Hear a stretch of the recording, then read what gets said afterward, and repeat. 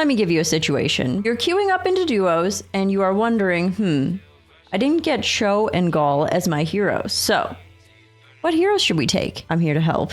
This top 5 video today is my top 5 duos heroes that work well together. Let's go.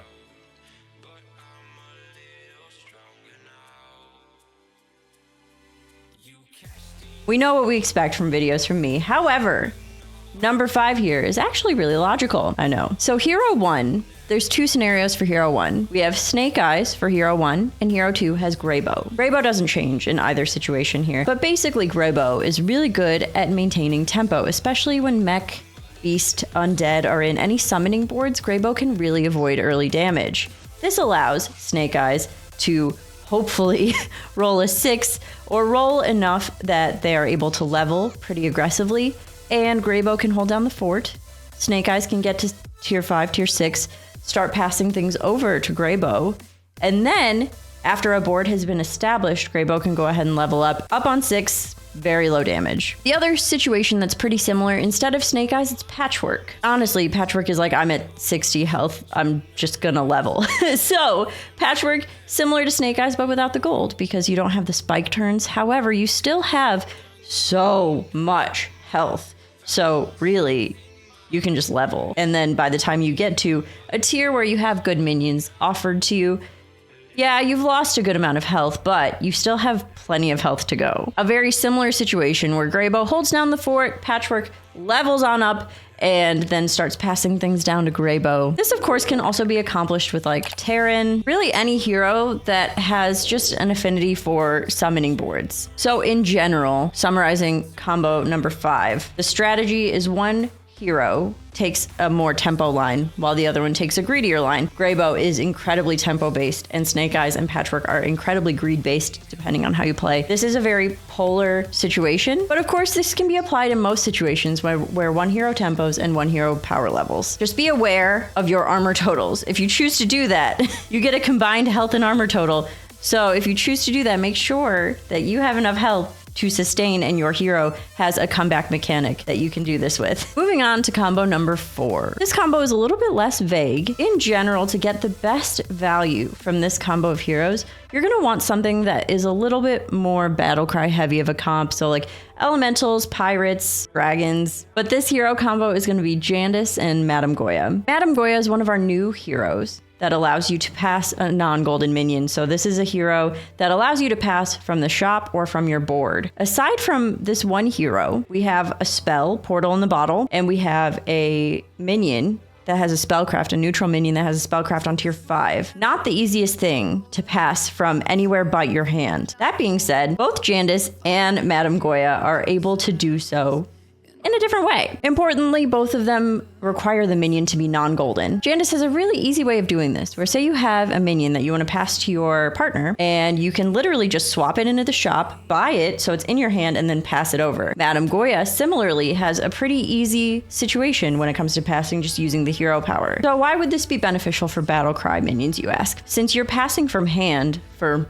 most every other situation outside of the spell and the neutral minion and Madame Goya's hero power, you are kind of not able to get full value from battle cries. However, both of these heroes can play a battle cry and pass it, albeit both of them are limited to 1 time per turn in terms of their hero power, but that's still really nice. So if you're both playing pretty similarly aggressive APM comps of like elementals, dragons, something where you're cycling a ton of battle cries, you can equally get value. You can play a battle cry as Jandice, put it back in the shop, bring it to your hand, pass it over, Madame Goya plays the battle cry, uses the hero power, passes it over to Jandice, who's able to play it again. So much value from one minion. And all you had to spend was the cost of the minion.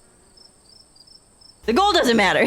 This is a really awesome situation to be able to get so much value from a minion. Actually, how much gold is that? You buy it for 3, pass it for 1, pass it back for 2. That's 6 gold. 6 gold for 3 procs on 1 battle cry. That's really not that bad. The stipulation of running similar comps, though, does kind of put a damper on things. But another very synergetic hero combo, we're going to combo 3. I'm going to list 3 heroes for hero number 1, and maybe you can put together where I'm going. Hero number 1, maybe playing N'Zoth, Curator, or Thorum. Did you see where I'm going with this?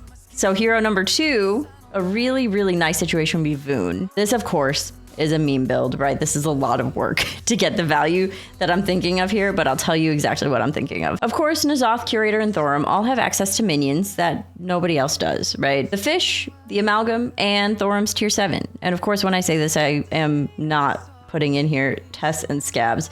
But in general, very few people have access, especially, and the memes are reducing here because buddies are gone, quests are gone.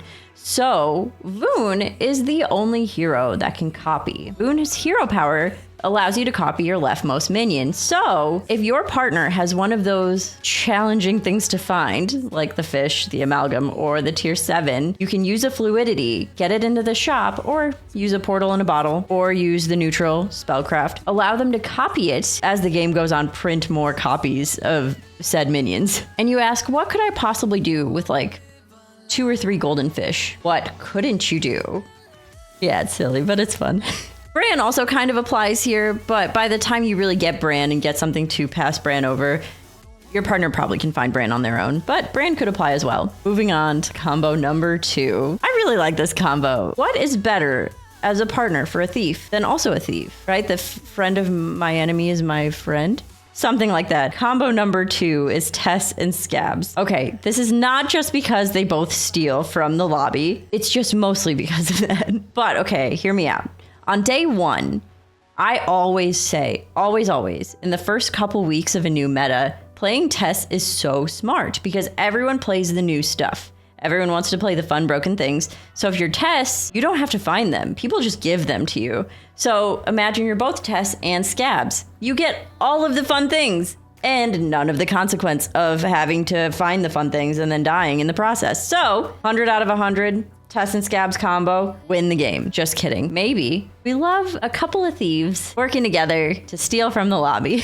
And this brings us to combo number 1. This is the most silly combo, but I also think, honestly, truly, I think this might be the best combo. Hero number 1 is Master Win. This is Panda, who changes hero power every turn. And hero number 2 is the Nameless One, who at the start of the game copies your partner's hero power. This means you're both playing Panda. I know, why would I think that this is the best combo in the game? It is literally the most versatile possible. Your partner needs something, you're George, you shield it, you pass it. Your partner wants to level, you pick Greybow. You're stuck with a minion on your board that your partner could use and you don't want anymore, you pick Jandis. This obviously takes a lot of communication, so if you are playing duos without a partner that you can communicate with in an efficient way, I would caution you on this combo, but also I think that it is undoubtedly the most fun, the most chaotic, and the most potential for really finding a nice end game and finding some good lines out of certain situations. I really like the versatility of this. And sure, I know we can get the spell that changes your hero power, but like, this is every single turn from turn 1. What's better? Little shorter of a video today than yesterday, but if you missed yesterday's video on day 1 combos to try, check that out. You can click the top right now. I'll throw the link up there. And besides that, we'll be back tomorrow for our last top 5 video for the weekend. Tomorrow's gonna be a really fun one. I hope you enjoyed this one. Let me know in the comments what your favorite hero combo is. Of course, Cho and Gall are on there, but you know, couldn't put this on the list. It's so straightforward, right? But yeah, let me know what you think. And remember to like and subscribe. Thank you so much for watching. Bye, everyone.